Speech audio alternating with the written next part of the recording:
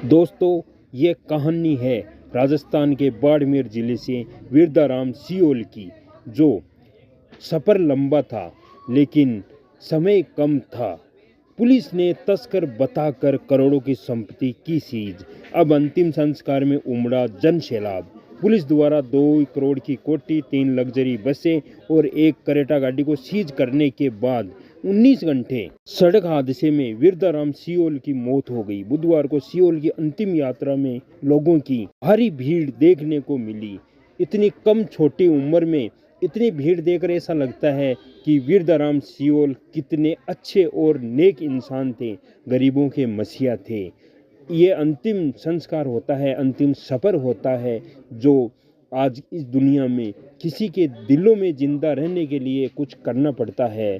वीरदाराम Seoul के पास सफ़र लंबा था लेकिन समय कम था, लेकिन उस बंदे ने वो करके दिखाया कि कम समय में एक राजा जैसी जिंदगी जीकर कई के दिलों में राज करके चला गया। यही एक राज रह गया, लेकिन राम और राज एक साथ रूठ गए।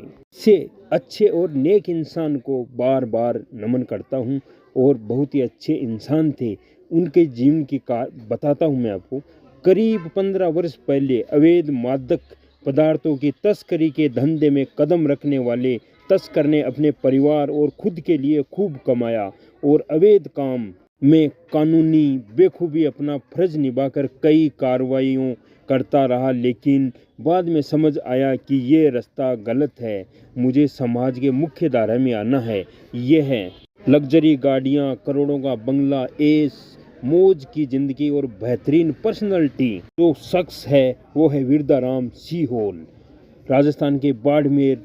यह शख्स पश्चिमी राजस्थान के बाड़मेर जिले के छोटे से गांव कालाबेरी का वीरदाराम सियोल है। आज से करीब 15 वर्ष पहले स्टूडेंट लाइफ में किसी गलत संगत में पढ़कर अवैध मादक पदार्थों की तस्करी की दलदल में ऐसा फंसा, फिर उसे आव देखा न ताव। देखते ही देखते कुछ ही वर्षों में वीरदाराम सियोल ने सब कुछ हासिल कर लिया जो इस उम्र में हर इंसान सपना देखता है। इस दरमियान वीरदाराम पर कानून का शिकंजा भी कसता रहा। पुलिस और प्रशासन ने कई मुकदमे दर्ज किए और अवैध पदार्थों की तस्करी, मारपीट, चोरी जैसे मुकदमे वीरदाराम सियोल पर दर्ज हो गए। और ऐसे आराम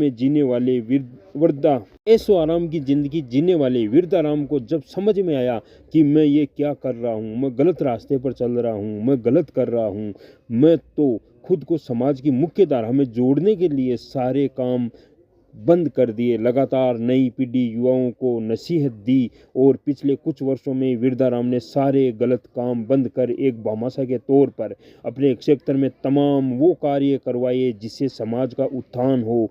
खुद के लिए कंस्ट्रक्शन का कार्य शुरू किया और अलग अलग रूट के लिए लग्जरी बसें भी लगाई। और जब 2 दिन पहले घर में पितरों की पूजा के लिए हवन चल रहा था, दरमियान बाड़मेर पुलिस के आला अधिकारी RAC बल के साथ अचानक से वीरदाराम के घर धमके और NDPS की धारा 68 के तहत 2 करोड़ का बंगला, 3 लग्जरी बसें और 1 करेटा गाड़ी को सीज कर दिया। कहते हैं किसी इंसान के जब दिनमान ही खराब हो तो उसे कोई भी बचा नहीं सकता है। शख्स पूरे दिन चर्चा हुई तस्कर वीरदाराम के घर पुलिस ने कार्रवाई करके बंगले और गाड़ियों को सीज किया। अगले कुछ ही घंटों में वीरदाराम की एक ऐसी खबर आती है कि हर कोई स्तंभ रह जाता है। दरअसल इस कार्रवाई के बाद वीरदाराम अपनी फॉर्चूनर गाड़ी लेकर कुंभ मेले के लिए दोस्तों के साथ रवाना हुआ था और जयपुर पहुंचा तो अपनी फॉर्चूनर गाड़ी को खड़ी करके एक दोस्त की स्विफ्ट कार मांग कर और सुबह ही आगरा हाईवे पहुंची तो अचानक दुर्घटनाग्रस्त हो गई। वीरदाराम सियोल की सड़क हादसे में मौत हो गई और घर पर अंतिम संस्कार में हजारों लोग की भावना देकर राजस्थान के हर जगह से लोग आए और वीरदाराम का अस्कामित ये दुनिया से चले जाना सबके लिए एक कमी महसूस हो रही थी। एक युवा उद्यमी था जिसने खुद अपने पैरों पर खड़ा होकर दिखाया, बहुत अच्छी मेहनत की और समाज और युवा वर्ग के लिए अपने आप में एक आदर्श था वो। लेकिन इस हर इच्छा प्रबल है, वो आज हम सब के बीच में नहीं है। हम उसका दुर्भाग्य है। ये कहावत सुबह का निकला शाम को घर लौटता है। वृद्धाराम के साथ ऐसा ही हुआ है। वह घर लौटना चाहता था लेकिन राम रूठ गए थे। किसी एक बड़े व्यक्ति का जनाजा हो उस पर इतने आदमी नहीं आते हैं। घर और खेत में पैर रखने की जगह नहीं थी। साफ तौर पर देखने को ये मिल रहा है कि वृद्धाराम गलत नहीं था। वो जाकर पैसे खूब कमाए, खूब भलाई की, गरीब लोगों की भलाई की, किसी का बुरा नहीं किया और कम समय में अपना काम करके चला गया। छोटी उम्र में इतना अमर नाम करके चला गया। जय हिंद, जय भारत।